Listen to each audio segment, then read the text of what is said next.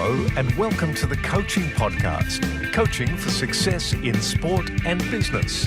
Your host is Emma Doyle, the energy and high performance under pressure coach who is a world leader in unleashing human potential. Buckle up for this high octane session. Let them have it, coach. G'day, everybody, and welcome to the Coaching Podcast. My name's Emma Doyle, and I'm here with Lauren Friarson. Lauren is a wellness coach, CEO, author, speaker, hustle and heart amplifier. She's just basically a beautiful soul. And I really wanted to have you on the show, Lauren, because we've never had somebody who's also a certified master nutrition therapist. So I love how that intersection between sport, business coaching, and nutrition, the mind and the body are intrinsically connected. I know that I don't need to sell that message to you, but I really wanted to have you on the show for that reason. So welcome to the Coaching Podcast. Thank you so much. I'm excited to be here. I love your podcast. I listened to a few downloads before we connected, and it's a treat to be here. All right. So you know the deal then, most likely. I'm not sure whether you've been to Australia, but there's two questions. Have you been to Australia? And B, have you tasted the Australian spread called Vegemite? So I have been, and we didn't share that when we connected the other day. I actually spent many months in New Zealand and Australia, and I have had Vegemite, and I think you'll have to correct me. Is there also something called Marmite? Yes, the UK's poor cousin, we call that. Okay, so I was like, I think there was two, and no, I don't like it. Fair enough. We certainly did grow up on Vegemite. So because you answered that way, could you start with a coaching story through your training background, fitness background, a moment that didn't go well, and what might be some of the lessons? Yeah, no, that's such a great question. And I hope that I'm answering this in the way that you're looking for. When I was thinking about that, for me, when I first had success, so I had been kind of in businesses that were kind of the status quo. It was really like anybody could do it. And when things started to shift, I almost felt like I had a lot of coaches or mentors or people that thought they could help me that were more like vultures. And they kind of like were, oh my gosh, this girl, and she's kind of successful, so she can pay for this. And there was a lot of what was in it for them and not a lot of what was in it for me. But more than that, there was just a period of time that I lost the sense of who I was, where my mission was, what my vision was. And I was so overwhelmed with what this coach said and this coach said. And I had a writing coach, and I had a book coach, and I had a business coach, and I had a lifestyle coach. And I was overwhelmed. And I remember just kind of thinking, there's so many freaking cooks in the kitchen. I don't even know what I was making anymore. And I really had to kind of pull back and just say, what is it that you do well? You know, what is it that you're striving to do well? And which of these people is really going to be able to help you, if any of them? And who are the people that are just making noise and adding like unnecessary ingredients? So that's kind of when my like not so great story was I had too many. I just saw sense of me and thought all these people, if I just pay for them, will do it for me. And that's not the case. Yeah. And I think that's a great lesson in sometimes we think that if we hire this person, then this will fix that problem. I really love that you shared that, Lauren. And so what did you end up doing? Did you just simplify down to one or two key people? I did, and I worked with them at different times. So that was probably back in 2013 when I had that like, oh my gosh, who are all these people telling me what to do? And I pulled back from some of the business coaching because it was a little bit disconnected to my business. And I thought, let me align myself with the people in the industry that are doing it well, because I want to follow their success and not be reinventing the wheel. And I did end up still working with my speaker coach and my book coach, but not all at once. So I completed the book. And once the book was published, then I went on, with my speaking coach, because it allowed me to not only feel so overwhelmed, but really do each of those tasks extraordinarily well. I kind of felt like I was putting just little bits in all the buckets instead of filling one bucket all the way up. So I did end up going back to a lot of them. It just took me about 6 years to do it instead of all at once. I love that. I love that message, the one thing, and top that up first. That's awesome. What about on the flip side? Could you share with us a coaching moment, either as a coach yourself coaching others or being a recipient, but what's a moment that went well and what might be some of the lessons? I have a lot of really extraordinary good coaching moments. And it definitely, when I have been able to coach people, the compliment of, hey, because I did XYZ that you told me, this XYZ result happened. And that is the most fulfilling thing, when someone can apply the direction. But I think the number one moment that I'd like to share that really, really changed me is, for many of us, especially entrepreneurs or business owners, sometimes you don't understand why you do things. And as much as you want to see the other perspective, or you want to be able to take feedback, it's in our genetic code, it's in our DNA to just show up a certain way. And there were certain characteristics of my personality or my leadership that I knew got me to where I was. The way I could command a room, the way that I could make really good decisions, the way that I was able to delegate, for all intents and purposes. But there was other feedback that I would get that would say she's intimidating or she's not relatable. And I thought, that's not glamorous. Like, I don't want to be intimidating. And I actually, working with my life coach, we went through some different personality tests, but the Enneagram was one that just landed on me, and it gave me this permission to be myself. It was able to help me understand parts of me that I didn't understand why I did those things. It gave clarity to that. But it also then helped me understand other people and to work with clients, work with, other coworkers, work with other professionals, and to kind of see a lens differently of when people are in their healthy expression or their unhealthy expression. And that was just this aha moment. I mean, my husband will tell you so much that on our second date, I made him take the Enneagram. He's like, really? I have to take this personality test, like, to go out with you again? But I was like, this is important. I need to know if we're a match.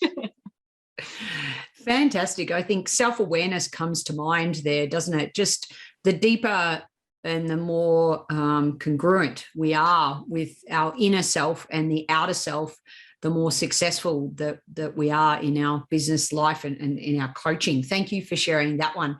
The next question is the sliding doors question. So the number one, and it was 3 events that kind of cascaded at once, but I had just turned 30. So this was almost a decade ago, and I was doing what I was supposed to be doing. So I had gone to undergrad, I had gone to graduate school, I had a successful business.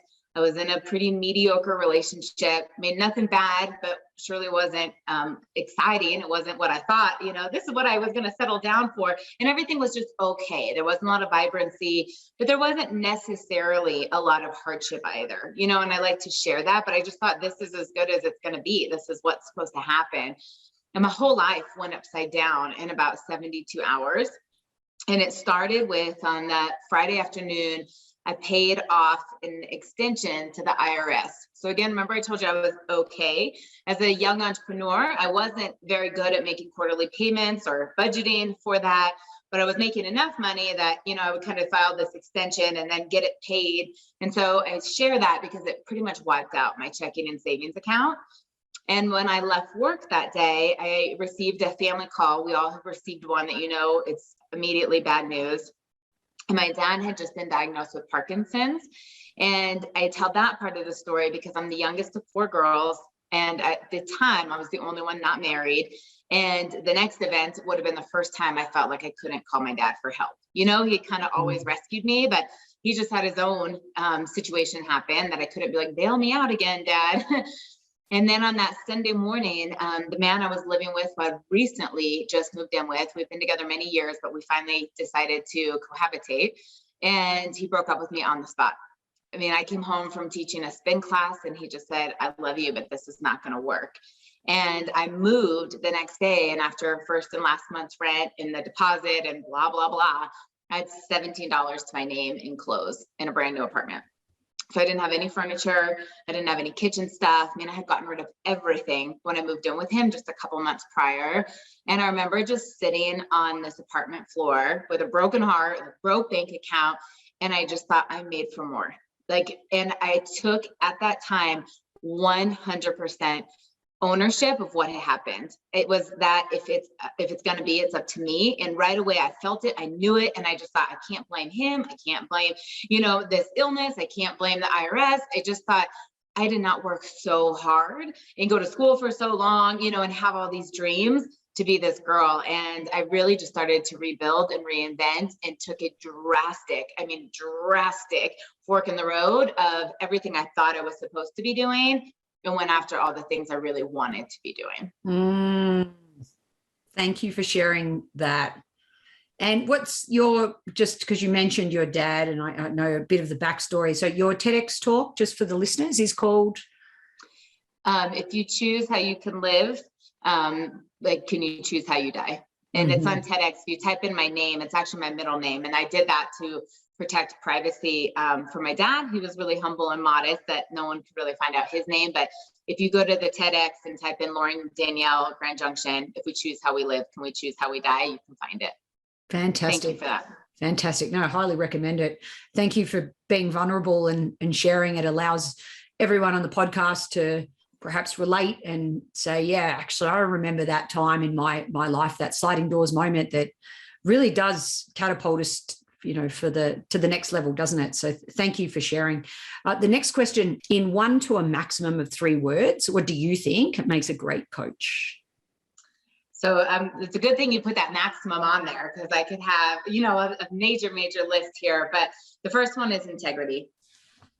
I think that it is absolutely impossible to take advice from someone who hasn't been there or who won't do it themselves, and even your athlete listeners might respect this or get upset with me. But sometimes when I watch, pro sporting events, and won't say any specific one, and the coaches completely let themselves go, their health and wellness, and I get infuriated. I mean, my husband is like, why do you care what this person? And I'm like, because they're the role model for all these young athletes. And how are they going to discipline them to run the suicides and eat a certain way? And they could have run down whatever court field once, So the number one thing for me is integrity.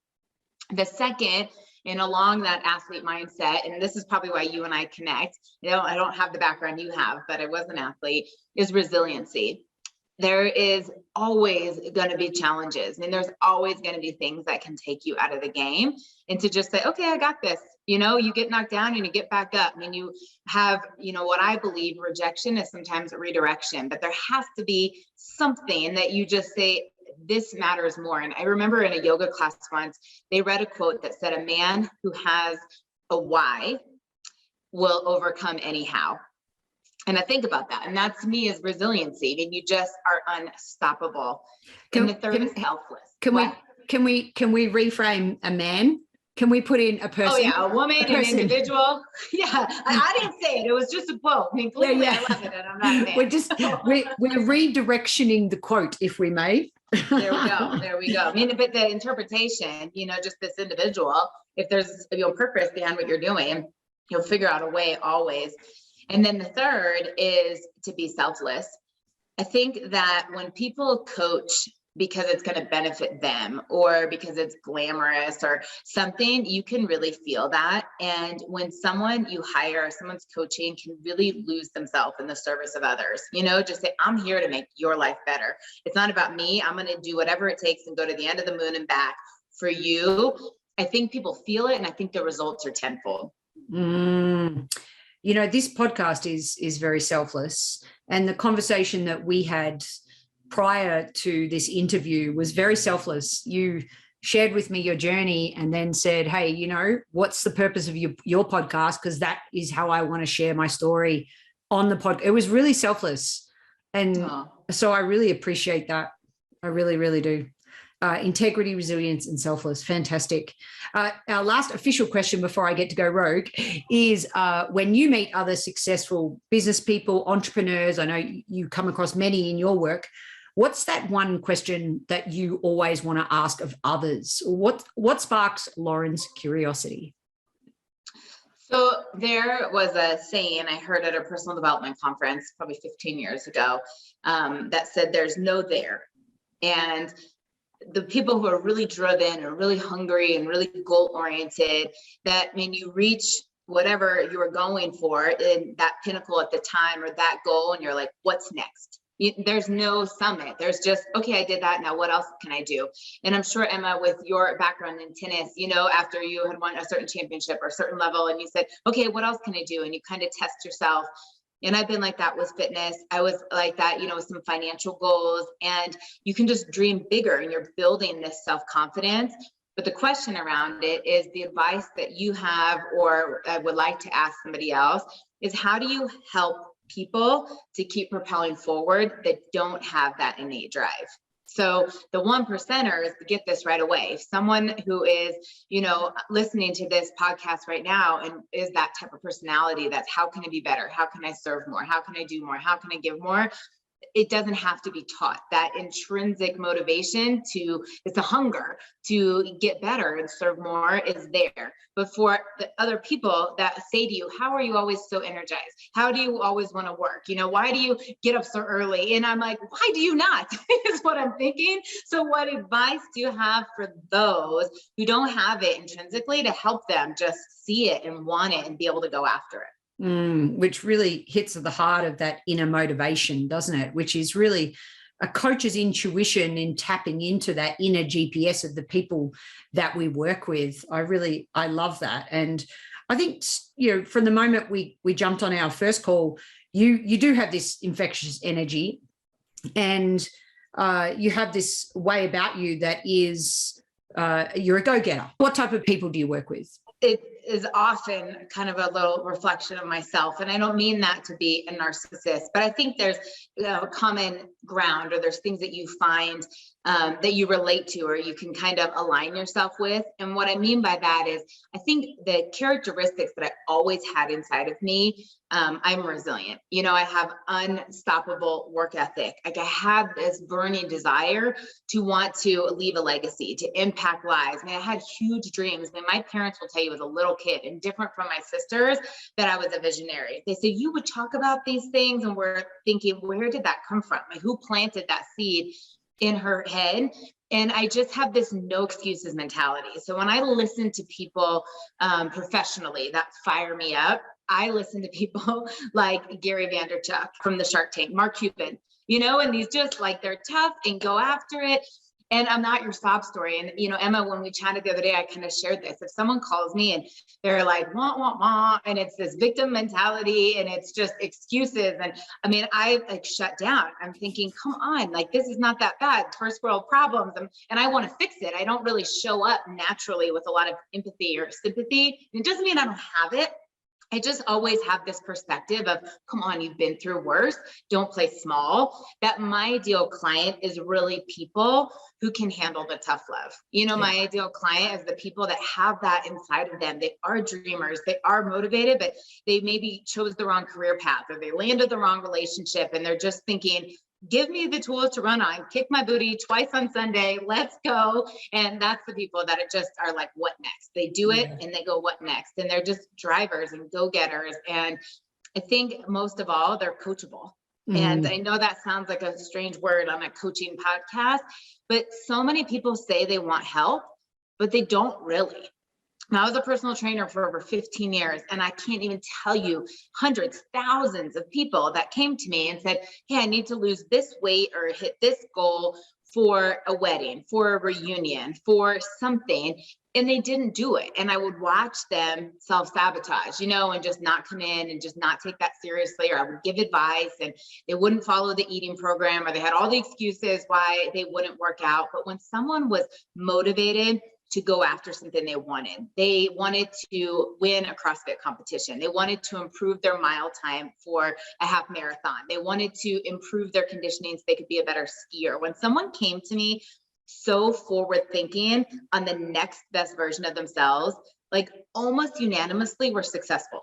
And I always just thought about that. And I said, they applied what you told them to do, but I think the drive was different. But for me, looking for someone, if they're going to have all the excuses or tell me a gazillion times left and right why they can do it better, then why do you want to work with me? You already know what to do. Yeah, I think you're very action orientated, aren't you? Which is in your background in the fitness industry and so forth. What about? I want to touch on nutrition. I do believe that the mind and the body are intrinsically connected, and I certainly have worked with players over the years that have had certain symptoms that then show up in the body. Inflammation because they're not addressing something. And then I think the nutrition piece is one that always fascinates me, because there's so many latest fads and there's so many things out there that people can just grasp onto, and it's not what they actually need. So I know that a lot of our listeners are coaches of athletes as well as people in the business world. Could you give us one or two of your top nutrition tips around healthy eating, healthy living? Absolutely. And that's a great question. And I could not agree with you more on that. Even when I went to school almost 20 years ago, what has changed and what's transformed? I teach the weight management and sports nutrition class at the same school I graduated from. And I tell them all the time, I cannot believe how much this information has changed since I graduated. And even certain things from soy protein is the best thing to maybe soy protein is not so great, or the changes in keto fads and vegan diets. I mean, it's always evolving. But for me personally, the first tip that I will tell you is to the best of your ability. And I say this with a disclaimer because I don't believe in perfection. I don't eat perfectly. You know, my husband and I try to live by like an 80-20 rule, 80% good, 20% we have fun and we have wine and, you know, cookies or whatever that is. But just to eat whole foods. I mean, the way to nourish our body is to eat foods that have live active enzymes in them, that are loaded with essential fats and protein and vitamins and minerals and phytonutrients. And that at the grocery store is going to come from the perimeter of the store. But things that are not in a box, not in a can, don't have additives in them, in a plethora of colors. So the more that you can just say, does this meal provide live nutrition for me? You know, just ask yourself, what on my plate is actually vibrantly, you know, serving me? That would be my first tip. Because if you look at the SAD diet, which stands for the Standard American Diet, it's the opposite. Like 80% of what people are eating is processed and fast food and shelf stable, and it's not nourishing our bodies. The second tip I would have is have protein, and especially in the morning. So when we look at the trend of mood disorders and brain health in terms of not being able to focus and concentrate and irritability, all of our protein that we consume breaks down into little amino acids. And that is the building blocks for everything in our body, but especially neurotransmitters.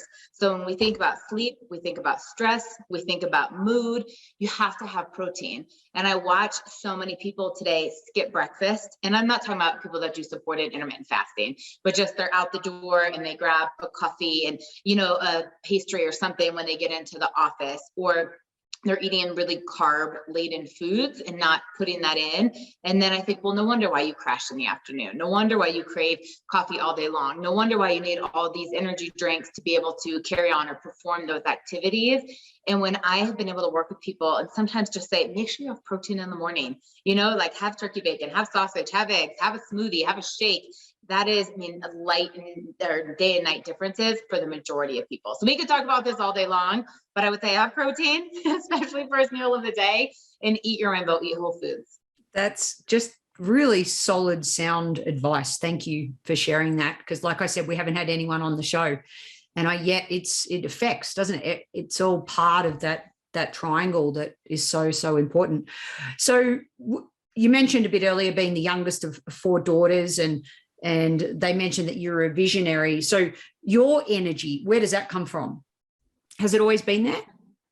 No, it's not actually. I think that I've always been that I can have a lot of energy. I don't require a lot of sleep, or that I want to work out and that type of drive. But actually my sister, one of my closest sisters, I have 3, 2-step, 1 real. I've known them since I was 2, but my biological sister, she would actually say, you complained all the time of how exhausted you were. She goes, I would call you and say, I'm tired. I'm tired, and I look back and I was working a lot of jobs trying to get out of debt, or I wasn't really fulfilled. But it's ironic you're asking me this, because I did a post today on social media that was literally saying that. People ask me, how do I have so much energy and how am I always so positive? And I gave kind of my 9 tips, like my 9 life hacks of how I am so different today. And I won't go through all of those for the sake of time, but I talk about certain things. One of them is I referenced the book, The Energy Bus, and to be around people who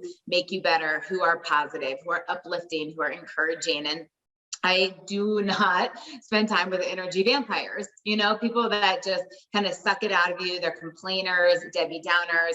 That is something that I absolutely kind of have zero tolerance for. And the second is this kind of permission to fail.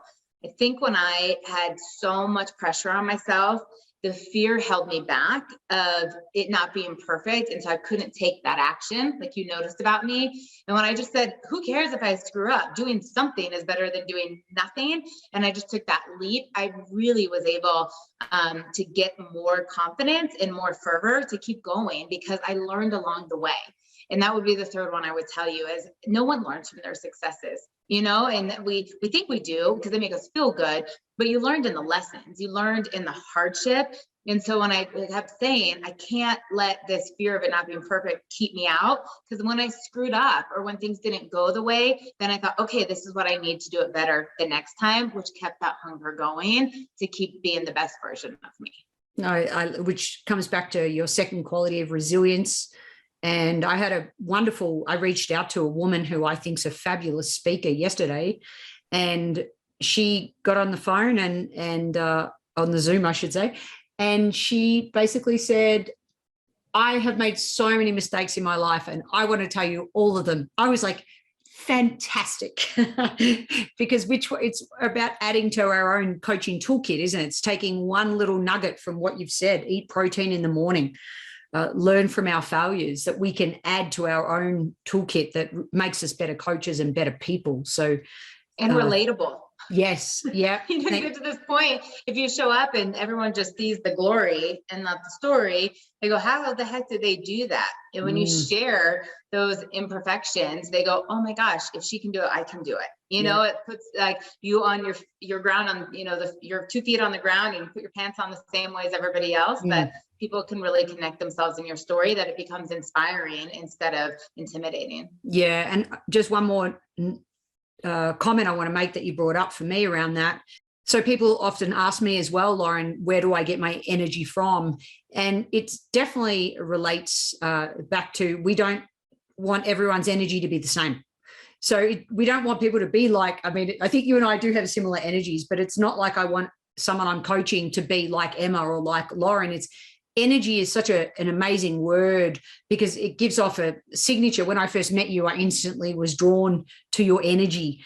And there's different ways of energy showing up, isn't there? It's not just like, and you and I do, I was a boxercise instructor, and that, like you said, when you're running a class or commanding an audience, it's a different kind of energy, isn't it, that you bring to the table. How do you help your clients with their energy? What's one or two, besides those awesome tips as well, but what's one or two things that you could mention around that? And I love everything you're saying. And I talk a lot about energy, and even in regards to the law of attraction sometimes with the people that I'm working with, and where I agree with you 1000% that we all couldn't be the same. And how boring of a place if, we didn't see all the colors, how boring of a place if all of the tones and sounds were different. There's a reason why we like different foods and different music, and we all have to embrace who we are and that we show up uniquely and individually. And that I agree with completely. One of the sayings that I say often to the people that I'm working with or my team is, you choose every single day if you show up as a shield or a magnet. And I think that the way you dress, the way you talk, the way you post on social media, the energy that oozes out of you, that nonverbal communication, either pushes people away for whatever reason. They're like, I don't want to be around that, or it draws them in. And I'll leave you with a story, because I have not always been this way. And there were times when I was so stressed and I was rushing from job to job and I wasn't self-employed. and I would have to run into King Supers, for something, the grocery market, I forgot something, and I could literally see people kind of moving out of my way. They're like, whoa, like that woman's in a hurry, she's got to go. Or if I was in a Starbucks line and I was not making communication, I wasn't making eye contact, it was just like, oof, and I was abrasive. And looking back, I thought, wow, people were really put off by me. And we've experienced that. You've walked into a restaurant or gone to sit at a bar top and immediately been like, oh, let's sit by them. Or the opposite, for whatever reason, you haven't said a single word. You've just been like, like, I don't want to sit there. You get your gut feeling kind of tells you and what's happening and what's in that person's life and where is that coming from.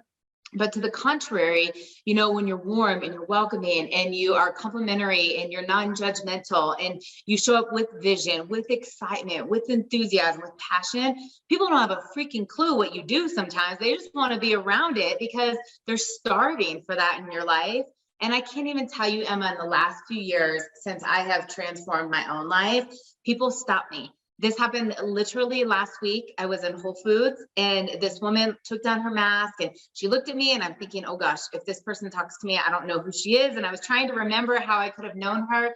And she said, you are absolutely radiant. And I said, oh my gosh, you're so sweet. She's like, you're glowing. And she said, I saw you from 10 meters away.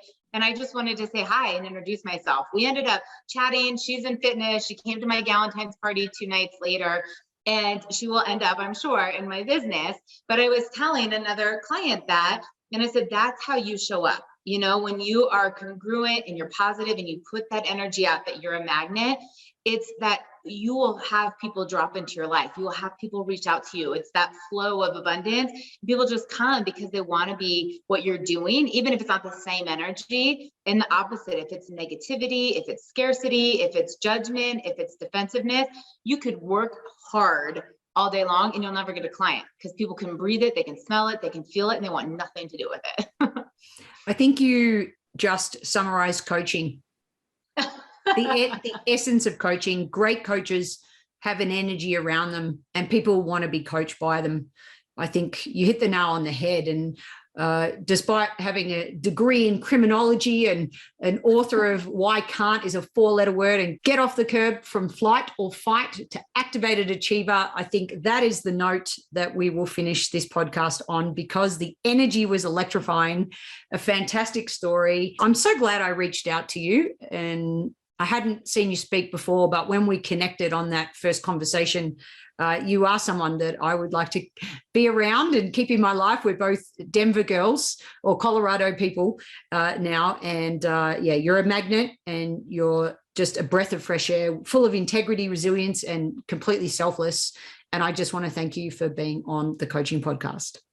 Thank you so much. I too am glad we connected, and it's going to be fun to collaborate and connect and maybe speak on stage together here in Colorado. So nice to meet you. That would be wonderful. I look forward to it. Thanks everyone for listening. The Coaching Podcast is sponsored by Transition Coach for Athletes, a global coaching, mentoring, and U.S. college sporting scholarship placement service. Visit www.transitioncoachforathletes.com. That's the number 4. The Coaching Podcast is brought to you by your energy and high performance under pressure coach, Emma Doyle. www.emmadoyle.com.au or email her info@emmadoyle.com.au. The ball is in your court to take action and enjoy your coaching.